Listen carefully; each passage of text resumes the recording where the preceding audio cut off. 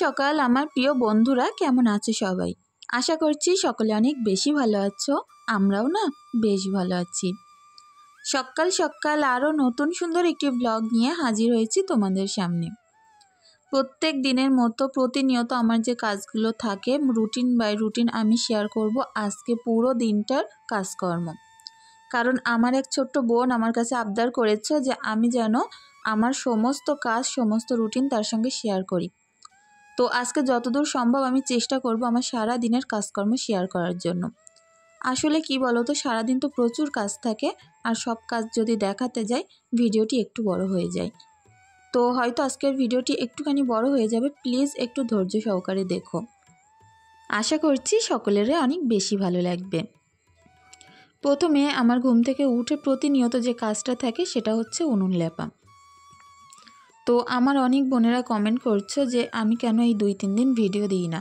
আসলে কি বলো তো, শরীরটা একটু খারাপ ছিল, আর তার থেকেও বড় কথা ছিল আমাদের গ্রুপের কিছু মিটিং ছিল, যেটা সেলফের গ্রুপ, যেখান থেকে আমরা মহিলা সমিতি আমাদের সেখানে একটা মিটিং ছিল। তারপরে বিডি অফিসের কিছু কাজকর্ম শেষ করে উঠতে পারছিলাম না, সেগুলো মোটামুটি এখন শেষ করে ফেলেছি। তো এরকম টুকিটাকি কিছু কাজের জন্য কিন্তু ঠিকমতো আমি ক্যামেরা হাতে করে ভিডিও শ্যুট করতে পারছিলাম না। আসলে সকাল হলে রান্না করছি তাড়াহুড়ো করে, তার মধ্যে দোকানদারি করতে না করতে আমাকে বেরিয়ে যেতে হচ্ছিল দুপুরের টাইমটাই। তো সব কিছু মিলিয়ে সারা দিনটাই কেটে যাচ্ছিল এই কটা দিন এদিক ওদিকে। তার সঙ্গে শরীরটাও সেরকম ভালো ছিল না, তো সেই কারণেই ভিডিও দিতে পারছিলাম না। তো আশা করছি তোমরা সকলে হয়তো বুঝতে পেরেছো। তো দেখো, ওদিকে তো আমি জোড়া উনুনটা লেপে আসলাম, আর এখন আসলাম আমার এই একটা উনুন লেপতে। এই উনুনটা কি বলো তো, একটু দুধ জাল দেয়া, তারপরে একটু চা করা, কি একটুখানি ভাত করে নিলাম, এদিক থেকে কিন্তু ঠিকই আছে। আর জোড়া উনুনটা কি বলো তো, দুপুরের রান্না যেহেতু একটু বেশি একটু বড় থাকে, সেই কারণে জোড়া উনুনে দিলে খুব সুন্দর তাড়াতাড়ি দুদিকে দুটো হয়ে যায়। এটাতে কি একটা রান্না করে আরেকটার জন্য অপেক্ষা করতে হয়, যে এটা নামিয়ে তারপর আর একটা সবজি বসাবো, এরকম একটা ব্যাপার থাকে। আর ওটাই কি ভাতটা একদিকে হতে থাকে, সবজিটা একদিকে হয়, যার কারণে কিন্তু রান্নাটা অনেক তাড়াতাড়ি হয়ে যায়। তবে দুটো উনুনের ডিফারেন্স কি জানো তো, যে ওটাই না কাঠ প্রচুর লাগে, আর এটাতে না কাঠ অনেক কম লাগে। তো এটাই হয়েছে ব্যাপার। তো ওদিকে উনুন লেপে রান্নাঘরটা পরিষ্কার পরিচ্ছন্ন করে ঝাড়ু দিয়ে কমপ্লিট করে আমি কিন্তু সানের পাড়ে চলে আসলাম। তো পুকুরে এই সানের পাড়টায় একটু ঝাড়ু দিয়ে নিতে হয়, কারণ এর ওপরে যেহেতু নিম গাছ লাগানো, সেই কারণে কিন্তু নিম পাতা পড়ে সমস্ত সান দেখতে পাচ্ছ। মনে হচ্ছে কতদিন আমি এর ওপরে ঝাড়ু লাগাই না। তো যাই হোক, এখন দেখো মোটামুটি পরিষ্কার করে নিলাম, বেশিটা কষ্ট করতে হয় না, কারণ জায়গাটা অনেকটাই ছোট। তবে কি বলো তো, অল্প কষ্ট করলেও কিন্তু এই সকল ক্ষুদ্র ক্ষুদ্র কাজগুলো যদি একটু দেখে শুনে করা হয়, বাড়ির আনাজ কানাজগুলো কিন্তু খুব সুন্দর পরিষ্কার থাকে। তো সব সময় ধৈর্য নিয়ে ছোট ছোট কাজগুলোর প্রতি ভালোবাসা দিয়ে যদি করা হয়, তাহলে কিন্তু বেশ সুন্দর শৌখিন হয়ে ওঠে। তো এদিকে আমি উনুন থেকে কিছুটা ছাই তুলে নিয়েছি, তো সেগুলো একটা ছোট্ট ওই কড়ার মধ্যে ঢেলে নিয়েছি, কারণ ওই কড়ার মধ্যেই কিন্তু আমার বাসন মাজার ছাই রাখি। তো এখন আমি সবগুলো বাসন সুন্দর করে মেজে নেব। তো আমি একটুখানি বাসন মাজার সাবান লাগিয়ে নিই, তারপরে ছাই দিয়ে মাজলে কিন্তু খুব তাড়াতাড়ি হয়ে যায়। তো এদিকে আমার বাসনগুলো দেখো আমি টপ টপ করে মেজে নিচ্ছিলাম। আর বেলাটা দেখছো কতটা ঘোর ঘোর টাইপের, কারণ আজ অনেক ভোরবেলা উঠেছি, আর আমার শরীরটা না এতটা বেশি ভালো লাগছিল কি বলবো। দেখবে আমরা যদি ভোরবেলা ঘুম থেকে উঠি, শরীর মন সব কিছুই ভালো থাকে। আর যদি আমরা দেরি করে ঘুম থেকে উঠি, কাজ কাম যেমন দেরি হয় করতে, সব কিছুই যেন একটা টাইমের বাইরে চলে যায়। তো সেই কারণে না চেষ্টা করি যে টাইমের মধ্যে আমার কাজগুলো করতে আর ভোর ভোর উঠতে। হয়তো পানিটা তোমাদের ঘোলা লাগতে পারে, কেন বলো তো, কারণ রোদ্দুর পড়লে পানিগুলো ঝিকিমিকি ঝিকিমিকি করে, আর রোদ্দুর না পড়লে মনে হয় পানিগুলো কেমন জানি। তো পুকুরে যেহেতু মাছের খাবার ফেলবে একটুখানি বাদে, সেই কারণে পানিতে পুরো কুড়ো কুড়ো ভেসে থাকবে, তবুও করার কিছু নেই। আমার না অনেকগুলো জামা কাপড় আছে, সেগুলো আজ কাচতেই হবে। আমরা মেয়েরা না চাইলেও আমাদের কিন্তু অনেকগুলো কাজ সকাল হতে হতে সামনে হাজির হয়ে যায়। প্রত্যেক দিন হয়তো ভাবি যে প্রত্যেক দিন এত এত জামাকাপড় পরিষ্কার করব না, প্রত্যেক দিনের জামাকাপড় প্রত্যেক দিনই কাচি, তারপরেও না এতগুলো করে জামাকাপড় বের হয় যে কাচতেই হবে, এরকম একটা ব্যাপার। আসলে বাচ্চা কাচ্চা ছোট থাকলে না প্রচুর জামা কাপড় পরিষ্কার করতে হয় প্রত্যেক দিনই। আমরা তো একটু সেভ করে চলতে পারি, কিন্তু বাচ্চা কাচ্চা তো প্রচুর নোংরা করে ফেলে, সেই কারণেই কিন্তু ঘন ঘন জামা প্যান্ট বদলে দিতে হয়। তার থেকেও বড় কথা যেটা, একবার দুধ ফেলছে গায়ে, একবার চা ফেলছে, একবার খাবার ফেলছে, যখনই যে খাবার ফেলছে সেই দাগ লাগা জামাটা খুলে দিচ্ছি। তো যার কারণে সারা দিনের শেষে এতগুলো করে জামা কাপড় বার হয়, সেটা আর কি বলবো। তো তোমাদের সঙ্গে গল্প করতে করতে আমি কিন্তু ঘরের কাজ এবার সেরে ফেলছি, কারণ আমার এই ঘরে প্রচুর জামা কাপড় জমা হয়েছে। আজকে 2-3টে দিন ধরে বাইরে যাচ্ছি যেহেতু, সেই কারণে প্রত্যেক দিন একটা একটা জামা পরছি, খুলে রাখছি, আর এই জামা কাপড়গুলো কিন্তু ভাঁজ করা হচ্ছে না। তো কাল আমি সবগুলো ধুয়ে দিয়েছিলাম, এখন একটা একটা করে শুধু ভাঁজ করে নেওয়ার পালা। সবগুলো ধুইনি, দুটো একটা বাদ রেখেছি, কারণ যেগুলো না ধোয়ার মতো সেগুলো আর ধুইনি। তো এতগুলো জামা কাপড় কাল আমি কেচে ধুয়ে পরিষ্কার করে দিয়েছিলাম, এখন দেখো পুরো পাহাড় পড়ে গেছে। তো ভাবছি এগুলোর থেকে ভয় পেয়ে লাভ নেই, সকাল সকাল ভাঁজ করে নেব। কারণ এগুলো যদি সন্ধ্যার জন্য আমি রেখে দিই না ভাঁজ করার জন্য, তাহলে কিন্তু সেই সন্ধ্যা পর্যন্ত পড়ে থাকবে, ঘরটা দেখতেও কিন্তু বেশ বাজে লাগবে। সেই কারণে সকাল সকাল ঘর গোছানোর সাথে সাথে জামা কাপড়গুলো গুছিয়ে ফেলবো। আমি না একটা ঘরে ঢুকলে কোনা কানি যত জিনিসপত্র থাকে, কি যাই থাকুক, পুরনো নোংরা সব কিছুই একেবারে পরিষ্কার করেই বার হয়। আমার ওই যে একটা কাজ করলাম, একটা ঘরের কোনায় একটু নোংরা থাকলো, কি কটা জামা কাপড় দলা করে রাখলাম, এটা আমার মোটেও ভালো লাগে না। তো খাট গোছাতে এসে এই ঘরে ঢুকেই আমার এতগুলো কাজ বেরিয়ে গেছে, বেশ অনেকক্ষণই সময় লাগবে। তো এক বোন আমার কাছে জিজ্ঞেসই করেছো যে আমি কি আর দোকানে যাই না? হ্যাঁ গো, আমি দোকানে যাই, তবে কি বলো তো, দোকানে গিয়ে না ভিডিও শ্যুট করার টাইম পাই না। সকালবেলা ঘুম থেকে উঠে এই যে বাসি কাজগুলো তোমাদের সঙ্গে দেখায়, এগুলো সবগুলো করে রেখে আমি কিন্তু দোকানে চলে যাই। ঠিক 1টা কি 1:30টার সময় আমি বাড়িতে আসি, তারপরে কিন্তু আমি দুপুরের রান্নাটা সারি। হয়তো কিছু কিছু দিন আমার যেতে হয় না, কারণ সেই সকল দিনগুলো আমার হাজব্যান্ড বাড়িতে থাকে, আর আদার্স সব দিনই কিন্তু আমাকে দোকানে যেতেই হয়, এরকম একটা ব্যাপার। আমরা মেয়েরা পরিশ্রম না করলে কিন্তু আমরা সংসারটাকে সুন্দর করে গুছিয়ে রাখতে পারবো না, পরিপাটি করে রাখতে পারবো না। ধৈর্য যেমন দরকার আছে, ঠিক তেমন পরিশ্রম, কারণ ধৈর্য পরিশ্রম এই দুটো জিনিস করতে পারলে না সংসারটা অনেক সুন্দর সেজে উঠবে। একজন সাধারণ ঘরের গৃহবধূ হয়ে কিন্তু নিজের ইনকাম দিয়েও আমার সংসারটাকে আমি চালিয়ে নিয়ে যাচ্ছি। তোমরা হয়তো অনেকেই জানো যে আমার একটা ছোট্ট দোকান আছে, সেখানে আমি প্রায় দিনের অর্ধেকটাই কাটিয়ে ফেলি। তো সেখান থেকে যেটুকুনি আর্নিং আমার হয়, তাই দিয়েও কিন্তু আমার সংসারটা একটু ভালোভাবে আমি চালাতে পারি। তো যাই হোক, বুদ্ধিরও যেমন প্রয়োজন আছে, পরিশ্রমেরও প্রয়োজন আছে। সবসময় বুদ্ধি থাকলে হয় না, আর পরিশ্রম না থাকলেও কিন্তু সংসার গোছানো যায় না। একটি সুন্দর পরিপাটি সংসারের জন্য বুদ্ধি পরিশ্রম দুটো জিনিসেরই প্রচুর বেশি দরকার।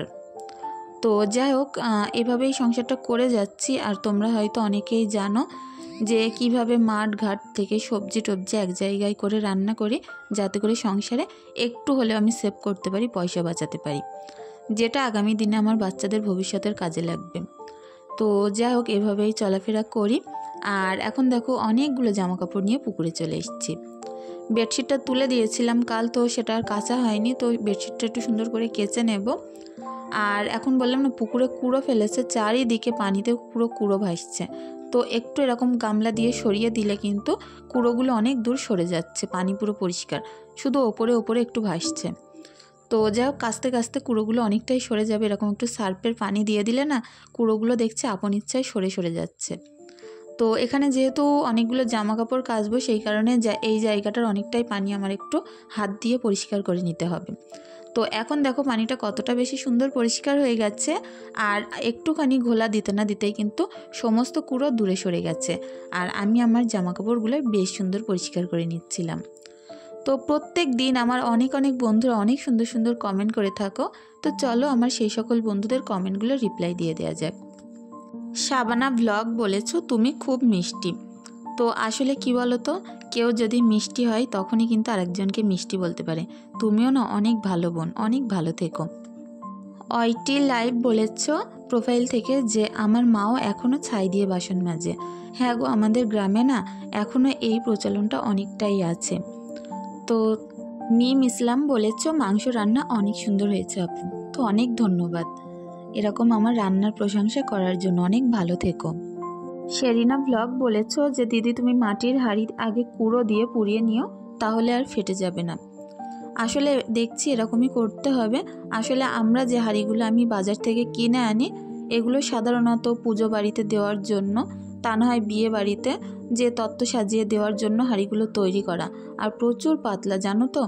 আমি এর আগে অনেকবার এনে ওরকম কুড়ো দিয়ে পুড়িয়ে দেখেছি।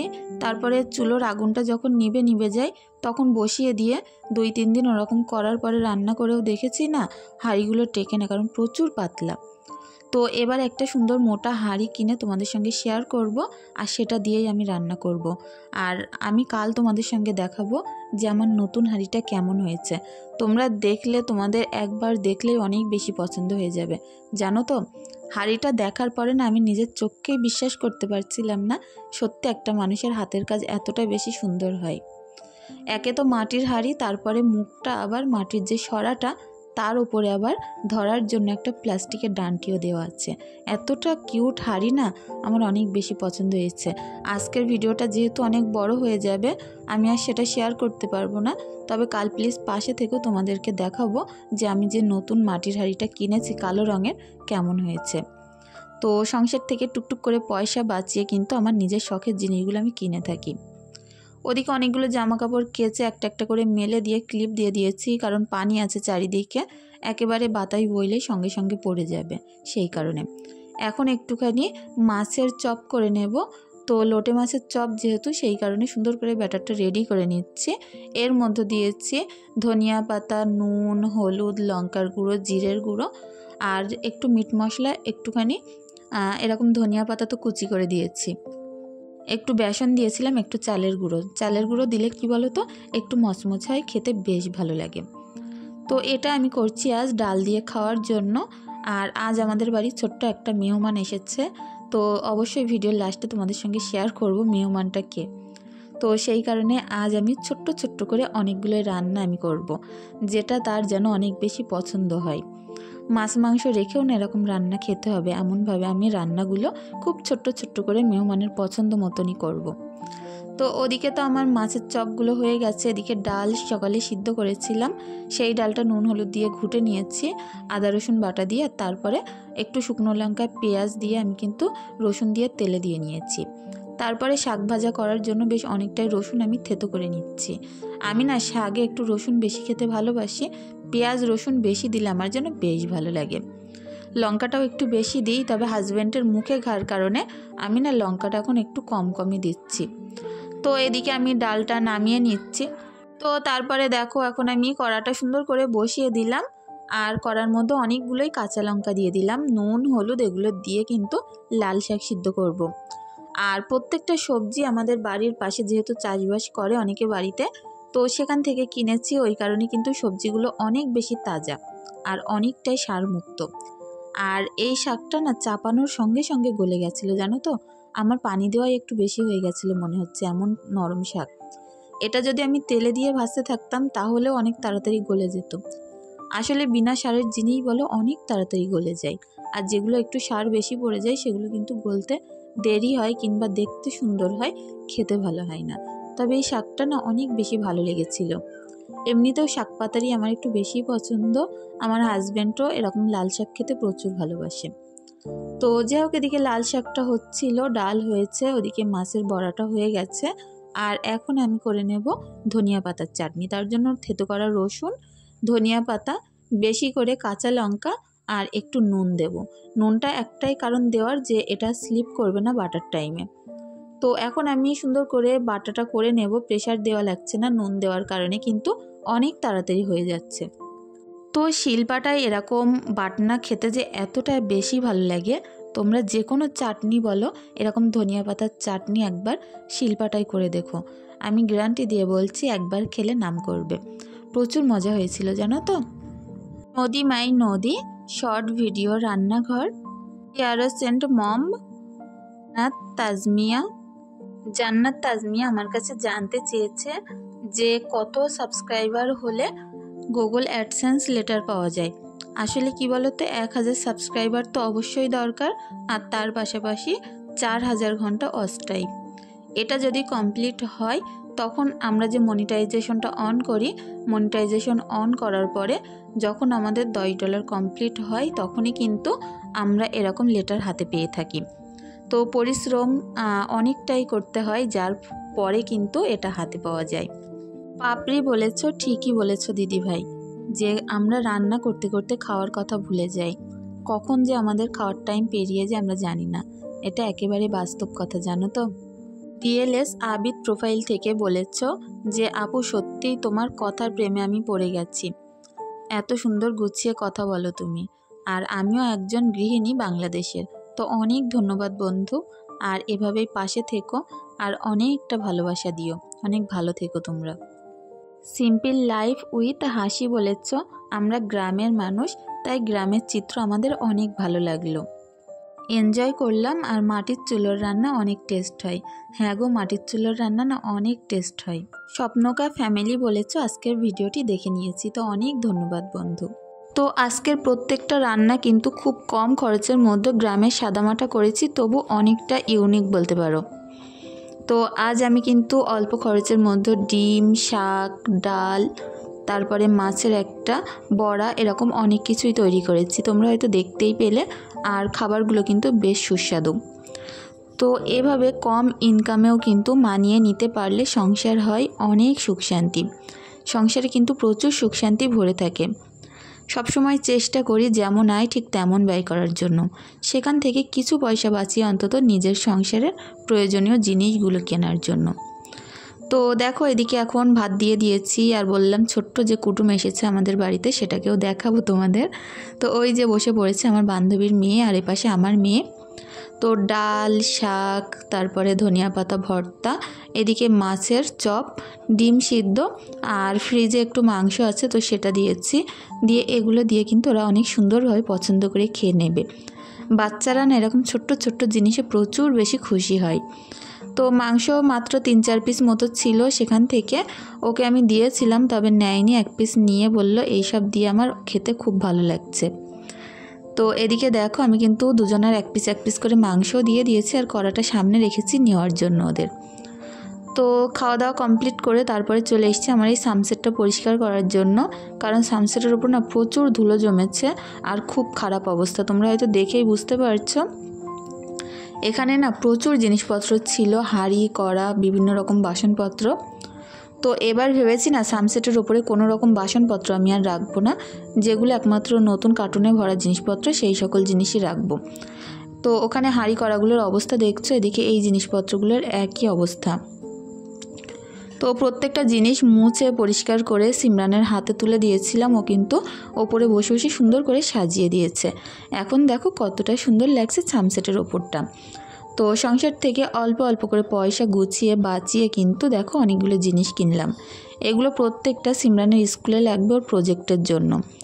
তো একটা বড় পিসবোর্ড কিনে দিয়েছি, এটা কিন্তু আঁকা করার জন্য, কারণ ওর একটা ছোট পিসবোর্ড আছে যেটাতে পরীক্ষা দেওয়া যায় লেখার জন্য। তো এটা সাইজে না অনেকটাই বড় ছিল, রং পেন্সিল ছিল, তারপরে এরকম কাগজ ছিল, আর্ট পেপার ছিল, প্রচুর জিনিসপত্র কিনতে হয়েছে প্রজেক্টের জন্য। তো সেখান থেকে আসার পথে শীতের জন্য ঈশার দেখো একটা এই যে ইয়েলো আর ব্ল্যাক কালারের জামা প্যান্ট দিয়েছি, আর দুজনেরই এই যে নেভি ব্লু কালারের দুটো গেঞ্জি কিনে দিয়েছি। হাতা লম্বা সিমরানের একটা, ঈশার একটা, দুজনের জন্য দুজোড়া মোজা, ঈশার একটা প্যান্ট। তো এই